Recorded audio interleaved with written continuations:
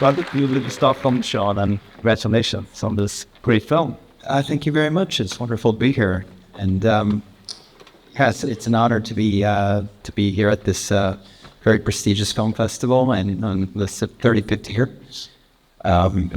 Thank you guys. Thank you for coming and seeing my film. Yep, thank you. Yeah. Is Sean the right way to say it, or do you say showing or something like that? Oh, yeah. I used to have a New Jersey accent. That's what he's referring to. So my name used to be Sean, not Sean. I spoke a lot like Annie. A little bit. Speaking of accents and Annie, Mikey Madison, my accent is really great in this film, and this is truly a star-making performance from her. You actually wrote the script for her? Could you talk a bit about what you saw in her? Sure. Yeah, working with Mikey was absolutely incredible. I've never worked with an actor who was so dedicated, so prepared. I first saw Mikey in Once Upon a Time in Hollywood, Quentin Tarantino's film, and I thought that she just stole the last 15 minutes of the film. I was just so intrigued by her when she came on screen. And as somebody who casts, I cast my own films, so I'm always sort of keeping a mental file of actors I may want to work with someday, and she was definitely in there. A few years later, when we were preparing for Enora, I knew that I had to be on the lookout for our Annie, and it just happened to go to Scream opening weekend with my wife, Samantha Kwan, who's also a producer on the film, and we fell in love with Mikey right there in the theater, and we said, she's our Annie. That's it. It was a combination of those two performances that told me that, and we called her agent the minute we left the theater.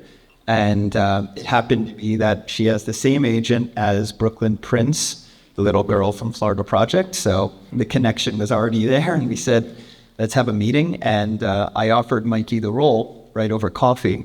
And I said, if you're interested, the role is yours. And she said, sure, yeah. But I was also, it was in that moment that I realized, number one, she was definitely not typecast. If you meet Mikey or just watch her interviews sometime, you'll see she's quite reserved, maybe even a little shy, very different from the characters that she played in those two films. And that impressed me even more so, that those were real performances.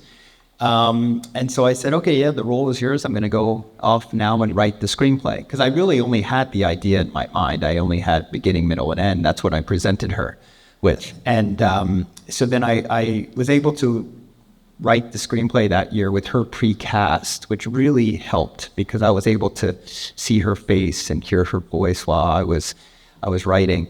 And then what she brought was absolutely incredible. She, for months leading up to the film, 4 months, I believe, she took pole dancing lessons. And as you know, she's only on that pole for 20 seconds in the film, but she transformed her body. I think it gave her confidence.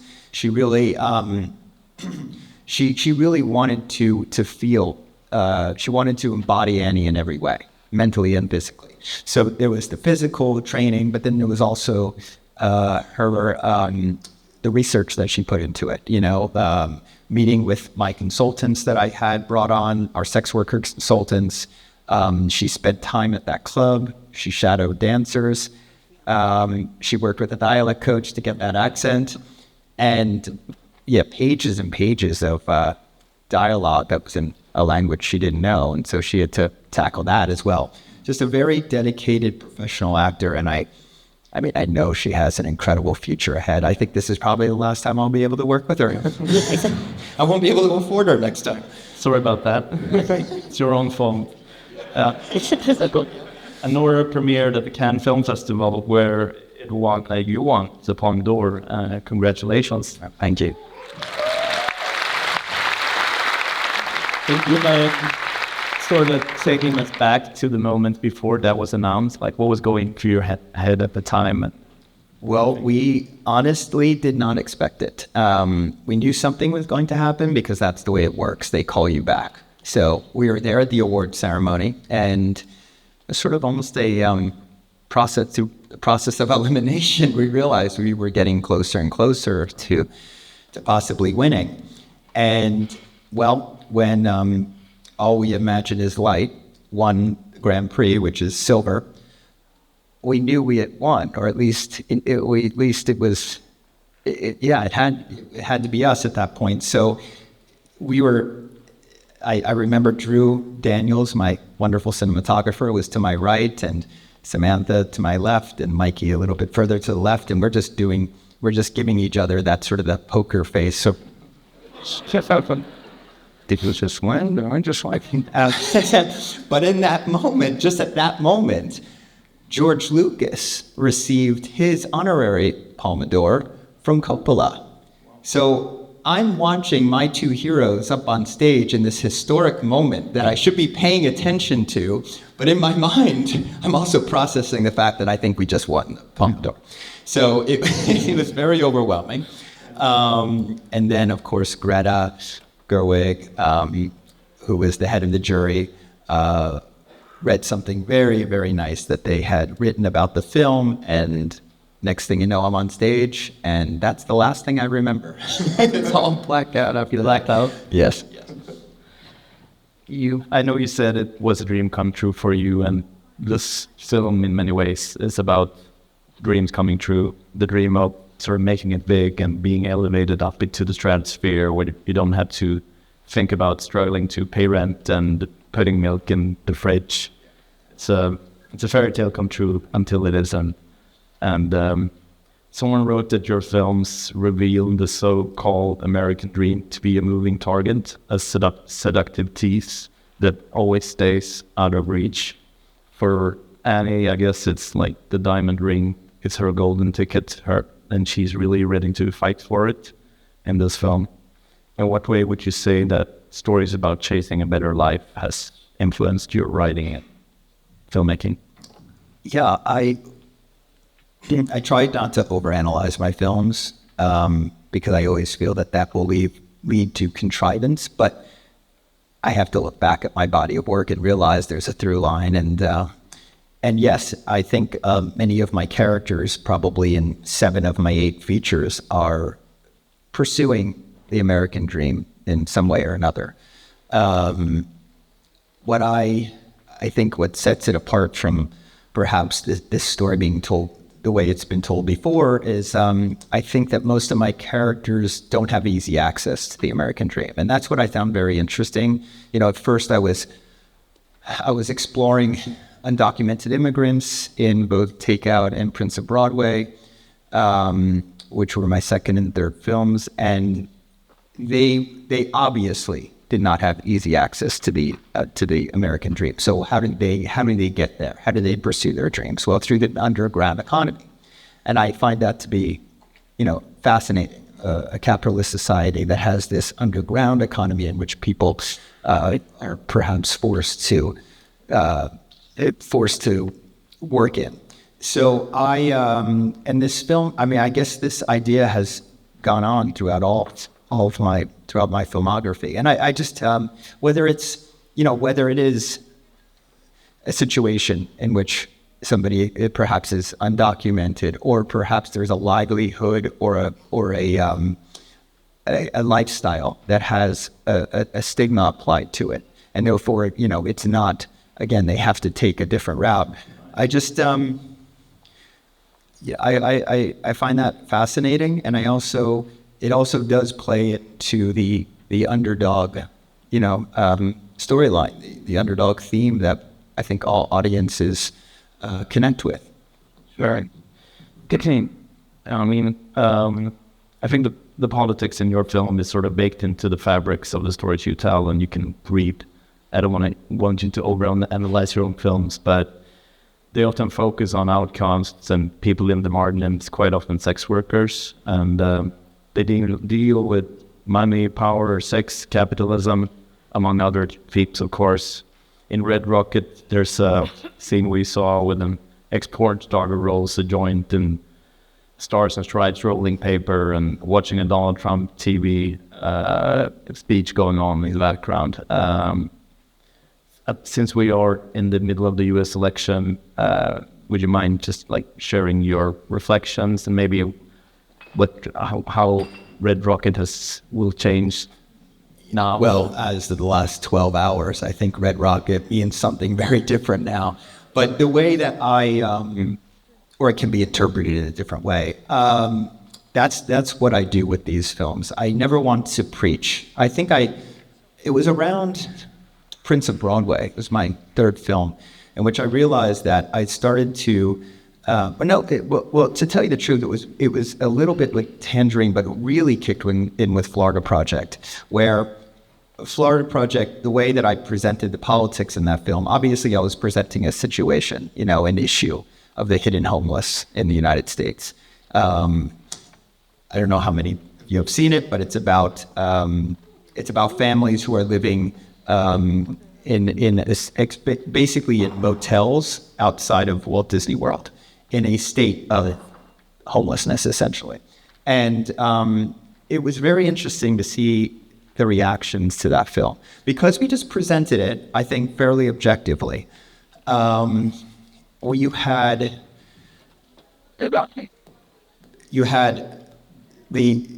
both the extreme right and the extreme left media both embracing the film.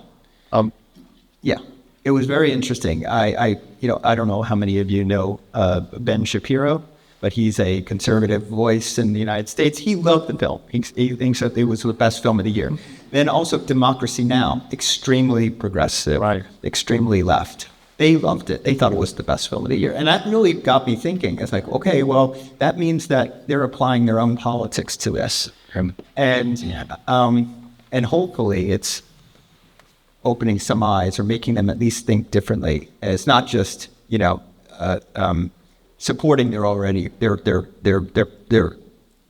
views at the moment, but helping to at least shine a light on an issue. But what it did for me is that I realized that was actually really important in the way that the film spoke to both sides. And when I say that's what we are basically in the United States, just two sides, two-party system essentially. So you have two sides that are basically that are not talking to one another. And if art can bring two together in a discussion, I think then it's doing what it's supposed to do. So I applied that to essentially I was conscious of it at Florida Project and started applying to it to the next two films, saying that I'm going to project my politics in a way that if my politics are in there, they're subversive, they're buried, you can decipher them. But for the most part, I don't want to preach, because as soon as I preach, I lose one side. And I don't want to do that. I think, again, art is about bringing people together and sparking discussion and sparking debate, perhaps. So that's been my approach. With Red Rocket, things have changed in terms of how people are going to perceive that film moving forward. But again, that's up to you guys. And I think that's one thing you really do. You let audiences work for it a little bit, think for themselves, and fill in the gaps. And throughout your filmography, that's what makes your film so exciting, among other things, of course.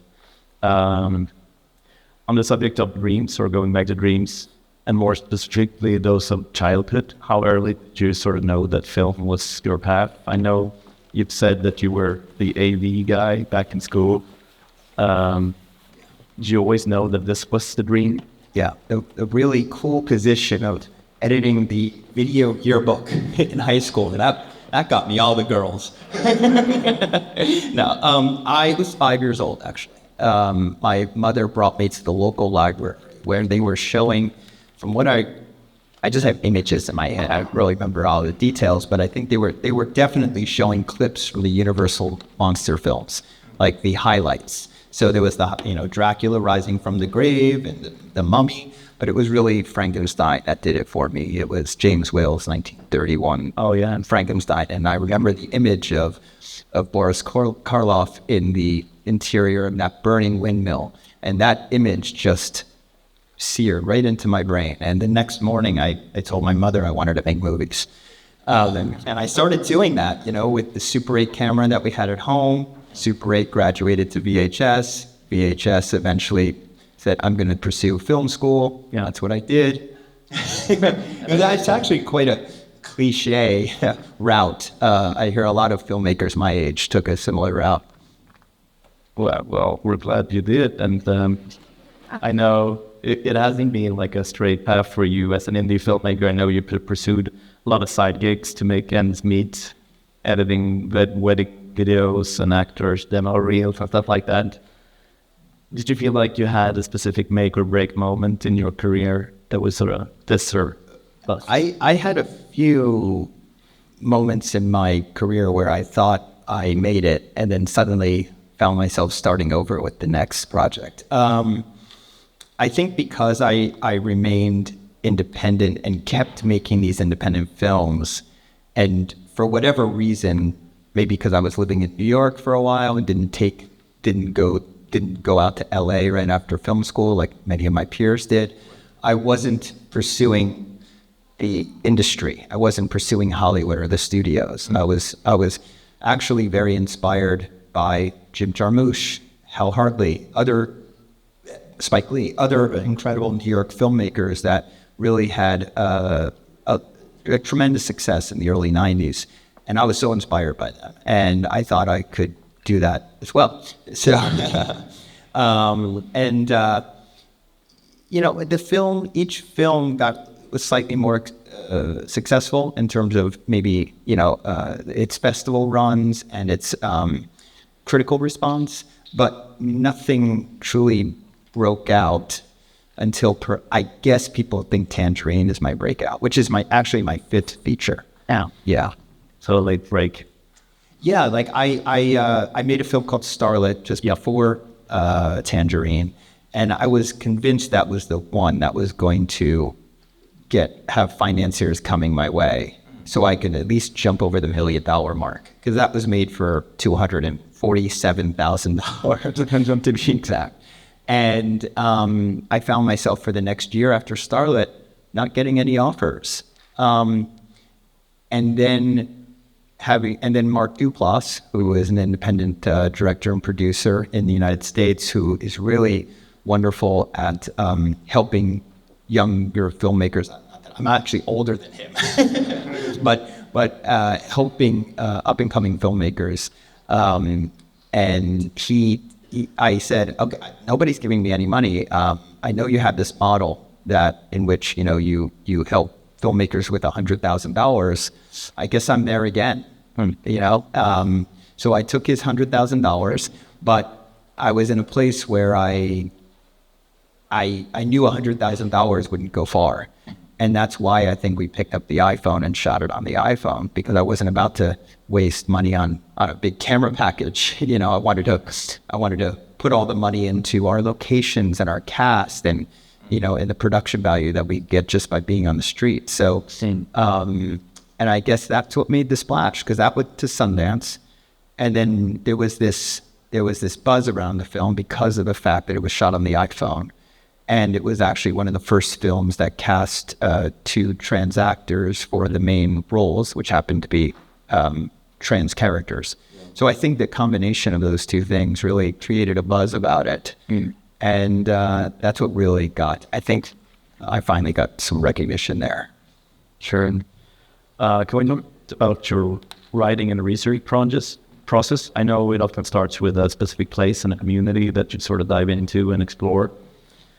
Yes. What did you learn with researching the world in which Anora is? Oh, it's like back to Anora? Yeah. Well, yeah.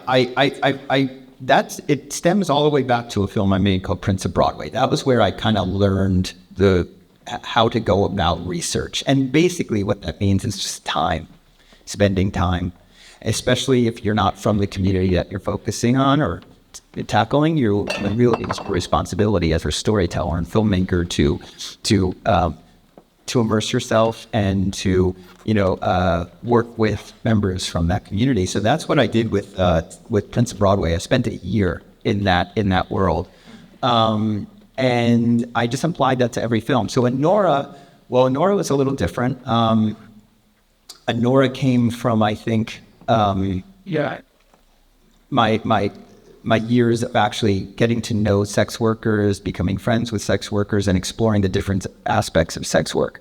So when I got to Enora, I knew a certain amount. I knew people like Annie. I knew many Annies. And then, so when it particularly with sex work, we decided, because I had not tackled anything to do with escorting or erotic dancing, we brought on Andrea Warehunt, she was our chief consultant on this film. She wrote a memoir about her experience in that world called Modern Whore. And very well written memoir. I highly suggest picking it up. And I knew that her experience mirrored Annie's in many ways. So she was the perfect, person to bring on as our chief consultant. She read my first draft. She gave me feedback. She told me what I should add, what I should take out, helping me with accuracy and slang. Slang is a big thing. And details that you would only know from being in that world. And she also spent time with Mikey. And that was really invaluable. I mean, I don't know what actually happened during those Zoom sessions, but Mikey, I know, has expressed to me how much that truly helped. I mean, to really hear it from Andrew's mouth, and it really informed her how she understood it. So and then of course there's the Russian American side of things, and that really comes from Karin Haragulia, who plays Toros in the film.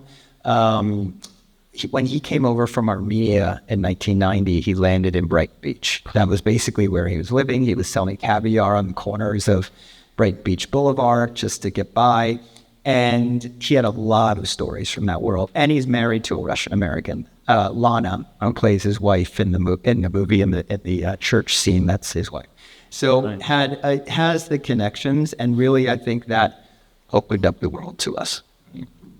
You make your films with small budgets, non-actors, mixed with seasoned performers, and sort of in an indie world that's quite far from the Hollywood machinery. And do you think that winning the popular award and potentially getting more but bigger budgets for your films will change in a way in how you approach your stories and films? I honestly hope not, because for a very long time, as I, maybe even since Prince of Broadway, I've flirted with the industry a lot. I've almost been seduced many times. And quite honestly, it's only been fate that has kept me on this path. And now that I've won the Palme d'Or, I can continue on this path without the resistance, without the noise. I don't have to listen to the noise. So if this just allows me to, with my team, my wonderful team, to continue to make these sort of movies the way we want to make them, well, that's everything in the world to me. I don't really, I don't know. I think my, how much money I need will really depend on the subject matter. My vision usually, balloons to whatever my budget is, and we take what our we roll with whatever budgets we have. And it's also kind of difficult because of the fact that number one, my subject matter is not always the easiest to get financing for, but also what's interesting when people in filmmaking, when you say, hey, I'm working on a new film, you would think that the first question that someone would have for you is, oh, tell me about it. What's the plot? What's the story? But in Hollywood, the first question is, who's in it? Who did you cast? And it's so annoying. It's really annoying to me because I don't think that way. Unfortunately, for my bank account, I don't think that way. I always say that, look, I love big A-listers. I love A-listers. And some A-listers it would be a dream to work with. It would be a dream to work with Leonardo DiCaprio and Jennifer Lawrence. I really respect the hell out of them. I love what they do. But I don't immediately think of A-list talent when I'm casting. I think of whoever is right for the role and whoever speaks to me as that will be perfect for that role. So it could be Leonardo DiCaprio, or it could be my neighbor who has never acted before in a day in his life. And that really obviously... Or both. Yeah, or both. But it really obviously makes the market value of my film fluctuate by who I'm, who I'm casting. So, I think I'm working in this. I was very fortunate, extremely fortunate to get the money that I got to make this film. Being the fact that, Mikey is not a star yet. She will be a star. I guarantee you she will be one now. But when I tried to pitch this, it was like, well, it's this subject matter and it's Mikey Madison. Who? And who else? That's it? What? So so the very fact that I was able to make this, I'm extremely grateful. And I'm just hoping to do that on the next one. I'm hoping to get away with whatever I can get away with on the next one.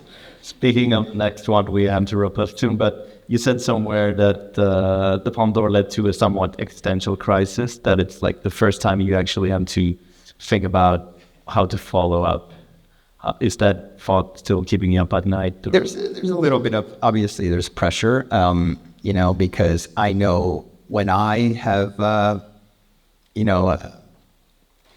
I'm guilty of it too. When I am in love with a filmmaker's work, I'm always, in my head, I'm wondering how are they going to follow this one up? And I do that to myself. And especially knowing I'll have more eyes on my next film.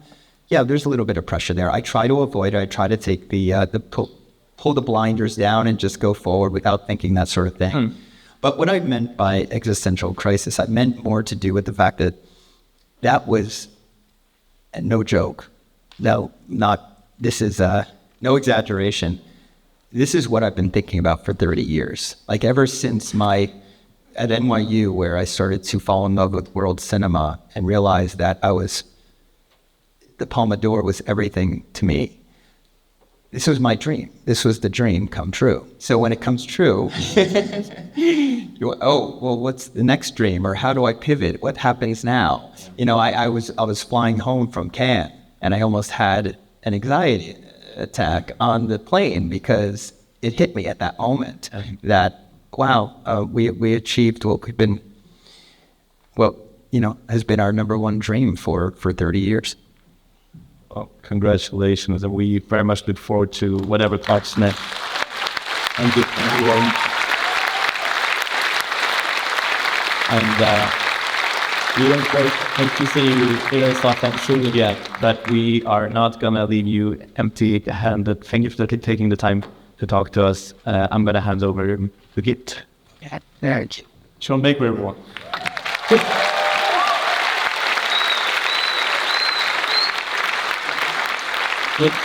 you. Okay.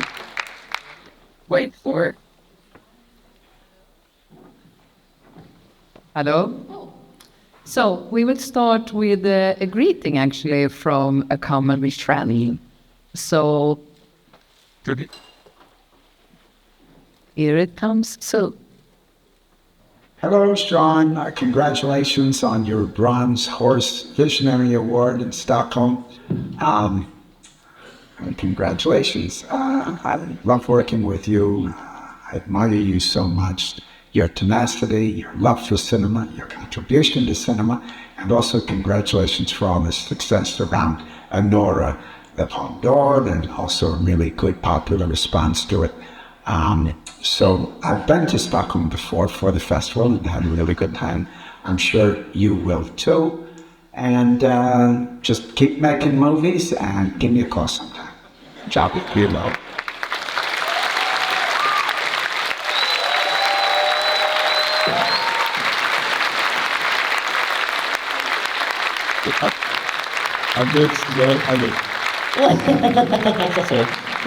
Wow.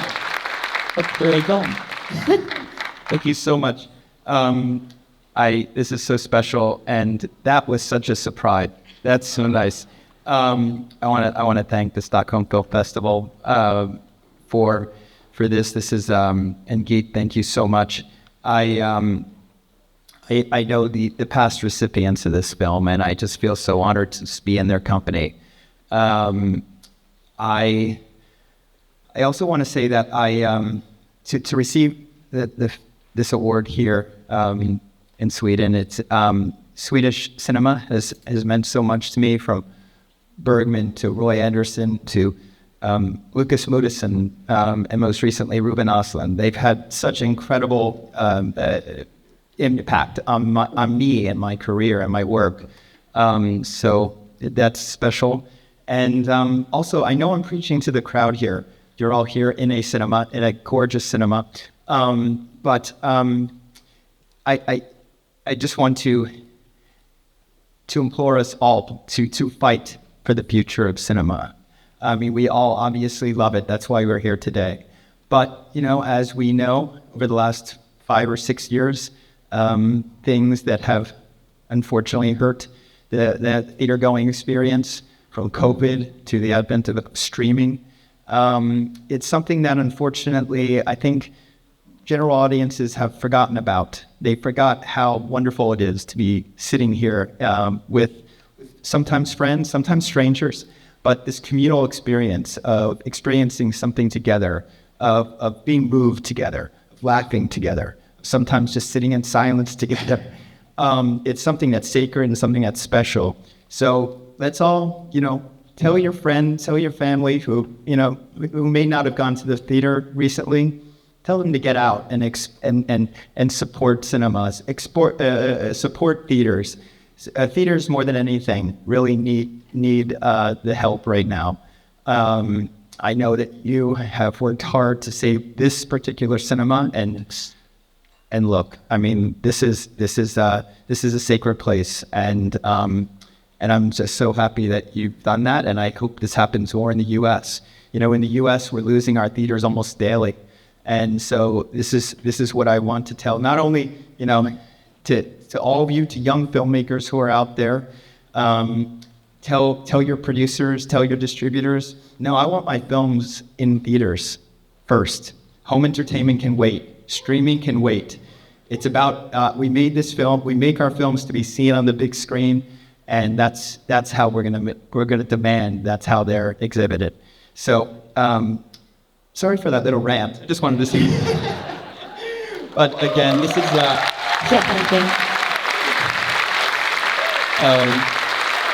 this is so special. This is so special. Again, thank you so much. And I can't wait to work out with this tonight. I'm gonna get my biceps going. All right, thank you guys.